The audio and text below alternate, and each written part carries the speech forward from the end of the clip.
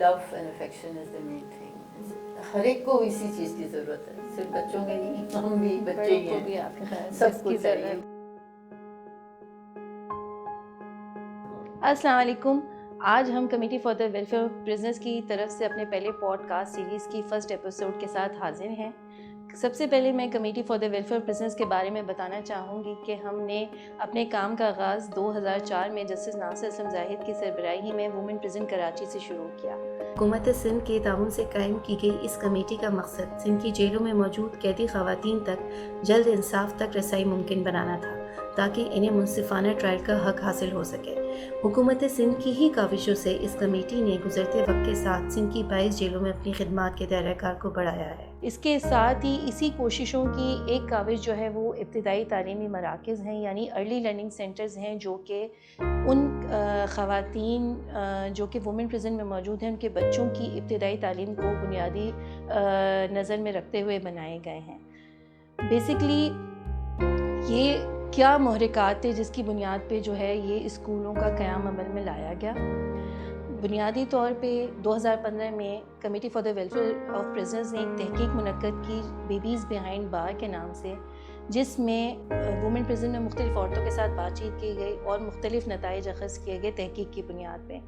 اس نتائج کی نظر میں جو حقائق سامنے آئے اس میں بنیادی جو تعلیمی سہولت تھی ان سے ان بچوں کو محروم رکھا گیا تھا, اور ان بنیادی تعلیمی سہولتوں کے فقدان کے علاوہ ان کی ذہنی نشو و نما اور ان کی تفریحی یا اس طرح کی تخلیقی صلاحیتوں کی دور دور تک رسائی نظر نہیں آ رہی تھی. اور جو رضاکارانہ طور پر وہاں پہ مائیں اپنے بچوں کو تعلیم دے رہی تھیں یا وہ پڑھی لکھی خواتین ان بچوں کو تعلیم دے رہی تھیں, وہ بہت محدود تعلیمی صلاحیتیں تھی جس کی بنیاد پہ کسی بچوں کو ایک پراپر اسکولنگ فراہم کی جاتی.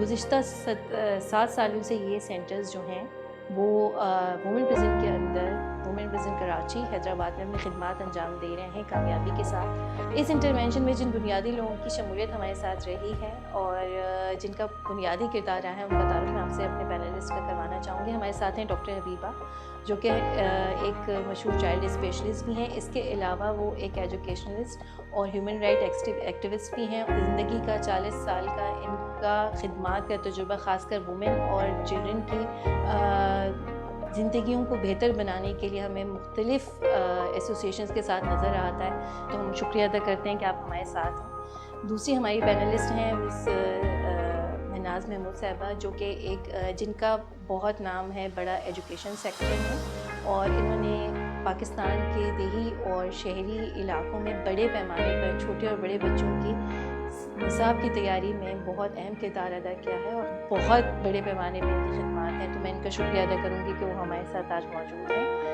ہم باقاعدہ اپنی بات چیت کا آغاز کرتے ہیں. میرا سب سے پہلا سوال ڈاکٹر حبیبہ سے ہے. میں جاننا چاہوں گی کہ ہم بات کر رہے ہیں بچوں کی تعلیم کے حوالے سے, تو ہمارا آئین کیا کہتا ہے اس ملک میں ایک رائٹ ٹو ایجوکیشن کے حوالے سے ان جنرلی انسان کے لیے یا کسی بھی بچے کے لیے؟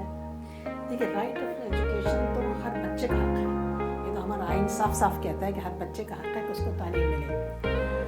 اب یہاں کے حوالے سے اگر میں کہوں, اور ہم دیکھتے ہیں کہ اس سے بہت بچے محروم ہیں,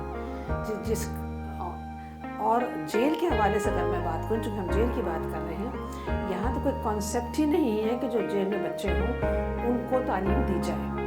تو یہ ELC کا بہت بڑا کام ہے کہ انہوں نے ان بچوں کی تعلیم کے لیے کی طرف توجہ دی, جو کہ نہایت اہم ہے, کیونکہ نہ صرف یہ بچے تعلیم سے محروم ہیں بلکہ عام ماحول سے محروم ہیں.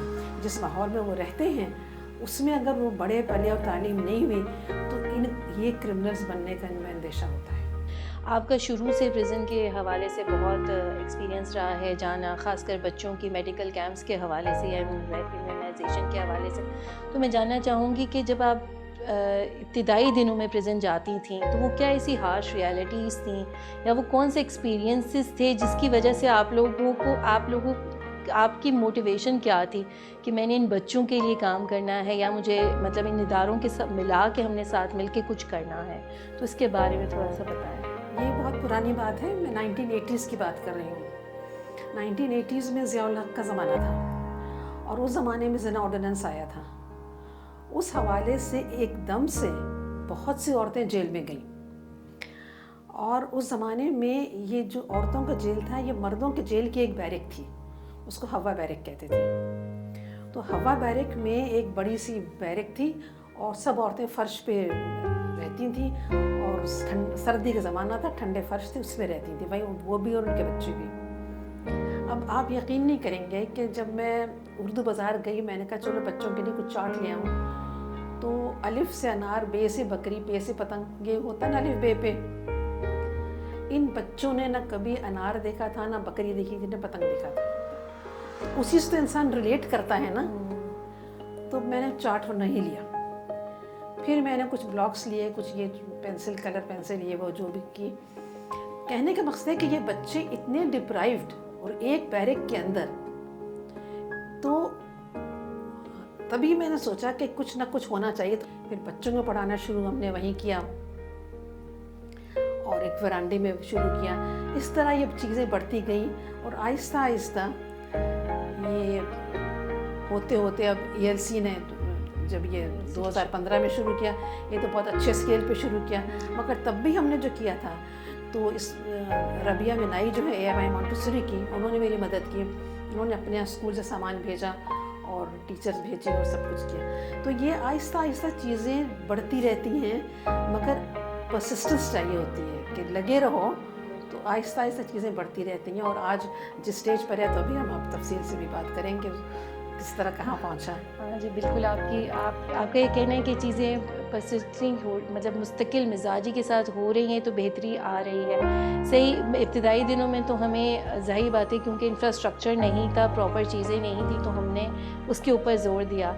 मैं मिस मनाज से जानना चाहूँगी कि क्योंकि चीज़ें हम ऐसे ऐसे क्योंकि गुज़िश्ता 7 साल हो गए हैं इन ELCs को और जो कामयाबी के साथ चल रहे हैं, जहाँ पे 20 से ज़ायद बच्चे जो हैं वो करंटली अभी पढ़ रहे हैं, तो कितना ज़रूरी है इन बच्चों की ज़हनी यानी समाजी और ज़हनी सेहत के लिए, कि इनकी नशोनुमा के लिए कितना ज़रूरी है कि इनकी वो स्किल्स डेवलप की जाएँ।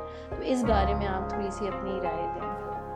ये बहुत ज़रूरी है कि बच्चों के लिए ऐसा एक माहौल क्रिएट किया जाए प्रिजन में, ख़ास तौर पे हर जगह बच्चों को ज़रूरत है, जहाँ भी हैं, मगर प्रिजन में और भी ज़्यादा, क्योंकि वो बहुत महदूद सी जगह में बसते हैं। बैरक से निकल के सुबह ELC में आना, वहाँ उनको हमारी टीचर नादिया होती हैं, उनको वेलकम करती हैं, जैसे बच्चे खुश होते हैं। वहाँ हमने वही जो हमारा national early childhood education curriculum है, उसको भी थोड़ा बहुत तो अडेप्ट करना पड़ा। हर दफ़ा एक करिकुलम में एक फ्रेमवर्क है ना, वो एक कोई ऐसा नुस्खा नहीं है कि बस आप यूँ ही चलें। तो उसको थोड़ा बहुत अडेप्ट किया, टीचर्स को ट्रेन की। पहले भी दूसरी एक टीचर थी, उनकी ट्रेनिंग की, फिर नादिया आई, उनकी ट्रेनिंग की। तो आहिस्ता आहिस्ता उन्होंने सीखा। अब हमने मुख्तलिफ ELC में, जिसको हम इंटरेस्ट एरियाज कहते हैं, तो जैसे होम एरिया है, एक लाइब्रेरी है, एक ब्लॉक कॉर्नर है, उससे रोज़मर्रा ज़िंदगी से भी बच्चे कुछ रिलेट कर सकते हैं।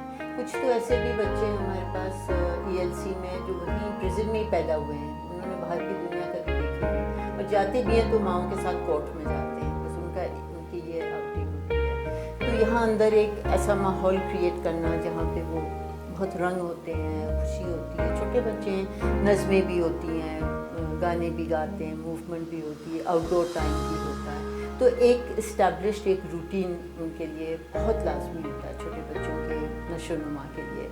आपने जैसे बात की इमोशनली बच्चों के मतलब कि वो इमोशनली भी डिप्राइव्ड होते हैं, तो हम क्या ऐसे स्टेप्स लेने चाहिए जो उनकी रिस्पेक्ट और डिग्निटी के लिए उनको एम्पावर करने के लिए ज़रूरी है? बीइंग एजुकेशनलिस्ट, आप डॉक्टर, आप क्या समझती हैं कि इस हवाले से हमें क्या स्टेप्स? आई थिंक यही एक बहुत बड़ा स्टेप है ELC वाला, कि हम बच्चों को वो, और वो भी चंद घंटों के लिए होता है, फिर उसके बाद तो उनको उधर ही बैरक में जाना होता है। फिर ये एक नीड मैंने आइडेंटिफाई की थी, और एंगर मैनेजमेंट, आपको याद होगा हमने बात की, और मैंने फिर ऑफ़र किया था कि एक एंगर मैनेजमेंट के हवाले से एक हम वर्कशॉप करते हैं माओं के लिए, और वो बहुत ही सक्सेसफुल हुआ।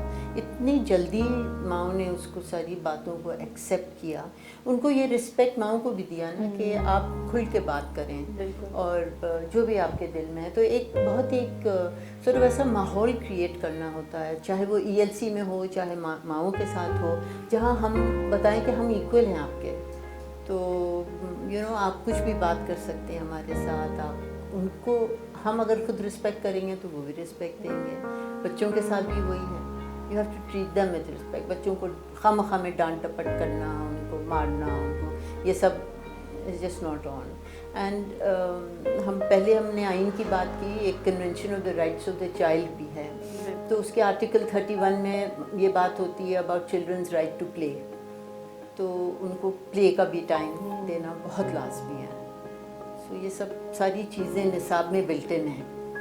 और क्या एस्पेक्ट्स हो सकते हैं ELC के, मैं जानना चाहूँगी डॉक्टर हबीबा से, अगर इस हवाले से आप मुझे थोड़ा सा हमें मतलब हमारे व्यूअर्स को बताएं कि क्या डिफरेंट एस्पेक्ट्स हमें देता है ELC, मतलब इसमें क्यों ये अलग है मतलब बाकी स्कूलों से डिफरेंट है। देखिए, एक तो ये चूँकि बाहर है तो बच्चों को होता है कि हम इस जेल से बाहर निकल के जा रहे हैं।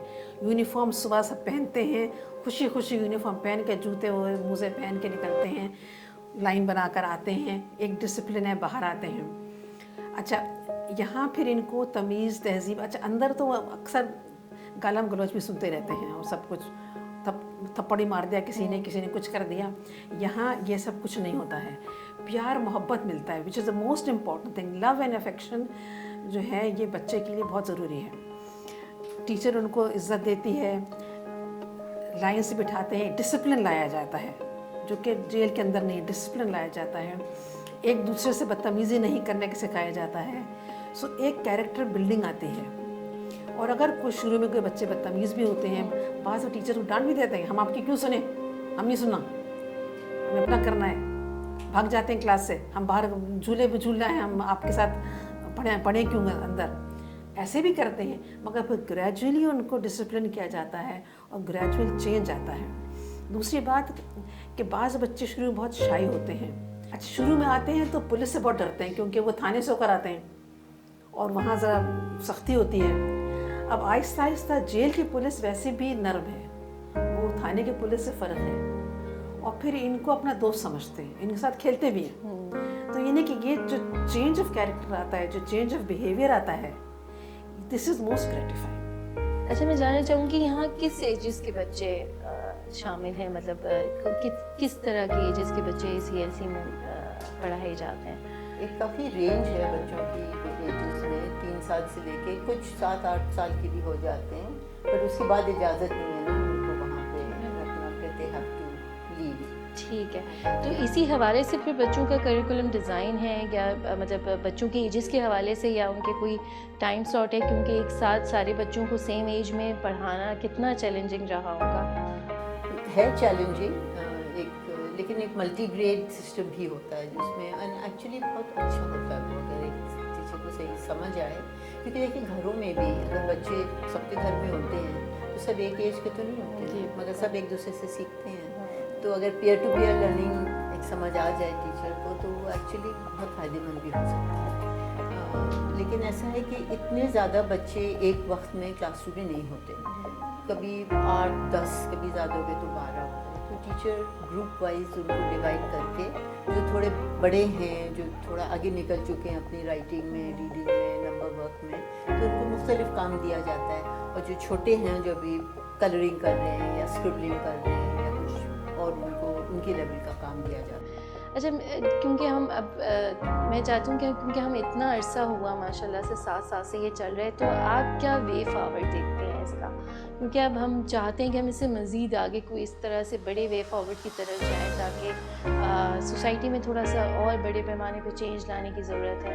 तो कहाँ आप समझती हैं कि अब इस ELC के इन बच्चों के साथ मज़ीद कहाँ वे फॉरवर्ड को आई लेकर थिंक इन बच्चों को हमें कोई कोलैबोरेशंस करनी चाहिए। एक दफ़ा मैंने बाहर देखा था, वहाँ भी अब ये जब से यहाँ ELC में काम करना शुरू किया तो मुझे پریزنس میں بہت ایک شوق ہو گیا. تو میں جہاں جاتی ہوں اگر موقع ملتا ہے تو میں کہتی ہوں کہ مجھے پریزن میں لے چلیں, مجھے دیکھنا ہے. وہاں جب میں نے ایکچولی اسکاٹ لینڈ میں وہاں پریزن میں گئی اور وہاں پہ میں نے جب بات کی تو وہ بہت حیران تھے ہمارے سسٹم سے کہ بچے ماؤں کے ساتھ رہتے ہیں. تو وہاں ایسے نہیں ہوتا. اگر مائیں پریزن میں ہیں یا والد پریزن میں ہیں تو وزٹنگ آورز ہوتی ہیں, ڈے ہوتی ہے, تو پھر وہ آ کے کھیلتے ہیں ان کے ساتھ. ایک بہت سا بڑا سا وہ ہے. اور ایک چیز جو میں نے دیکھی جو مجھے بہت اچھا لگا وہ ایک ہاف وے ہاؤس ہے, یعنی کہ وہاں ٹرانزیشن کرتے ہیں پریزن سے نکل کے فوراً ان کو پھر معاشرے میں واپس جانا کیونکہ بہت دقت ہوتی ہے. ہم نے دیکھا بھی ہے یہ کہ ایک ایکسیپٹنس فیملی کی, پھر بچوں کی ایک ایکسیپٹنس. سب یہ کہتے ہیں کہ یہ تو جیل سے آئے ہیں اور برے لوگ ہیں جو بھی بچوں کو کہا جاتا ہے. تو ایک ایسا ایک اور ہاف وے ہاؤس جس کو کہتے ہیں کہ prison half way house and then پھر آپ معاشرے میں واپس آئیں.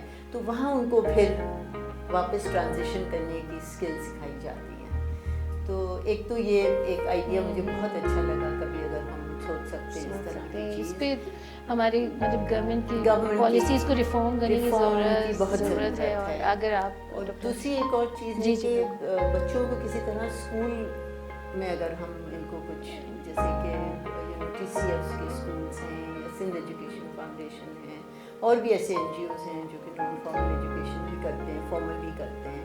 تو ان کے ساتھ کچھ کولیبوریشنس ہوں, کچھ ہوں کہ ہمارے بچوں کو پھر وہاں جگہ ملے کے بعد ان کی ماؤں کے بعد ہم جی کر سکیں without with the same respect. ہاں with the same That respect. is, I think, یہ love and بالکل respect and بالکل مین پوائنٹ ہے. اگر آپ ڈاکٹر حبیبہ کچھ کہنا چاہیں اس میں. یہ جو ہاف وے ہوم کی بات کر رہی ہیں تو یہ national commission of states of women اور سندھ کمیشن نے بھی پرپوزلز بھیجے ہیں کہ دیکھیں جو پریزن سے یا شیلٹر ہوم سے عورتیں نکلتی ہیں تو ان کو یہ بھی ہاف وے ہومز ہونے چاہیے کہ کیسے ایک دم سے معاشرے میں ری انٹیگریٹ نہیں ہو سکتی. ان کو رہنے کی جگہ ہو جہاں وہ جاب ڈھونڈیں یا گھر ڈھونڈیں, کچھ کریں, کچھ عرصے کے لیے ہاف وے ہومز ہونے چاہیے. This has been under consideration of the government.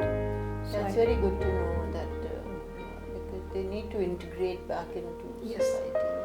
کوئی اسکلس کے کام کریں. حالانکہ پریزن میں ماؤں کے لیے بہت ساری اسکل لیکن بہت ہوتی ہیں. بچوں کی اسکلس کے اوپر کام کرنے کی بھی مطلب یہ ہے کہ ضرورت ہے آگے اب اس طرح کی چیزوں کو لے کے چلا جائے. میں اپنے پینلسٹ کا بہت شکریہ ادا کروں گی جنہوں نے اپنا قیمتی وقت نکالا اور آج آ کے ہم سے اتنی مفید معلومات شیئر کی. انشاءاللہ ہماری دعا ہے کہ ہم مزید جو ہم اتنا اچھا کام کر رہے ہیں ان بچوں کے لیے مزید اللہ تعالیٰ ہمیں اس میں کامیابی دے اور ہمت عطا کرے کہ ہم اس کو مزید آگے بڑھا سکیں. اسی کے ساتھ ہی میں اپنے پوڈ کاسٹ کے آج کے اس ایپیسوڈ کا اختتام کروں گی. اللہ حافظ.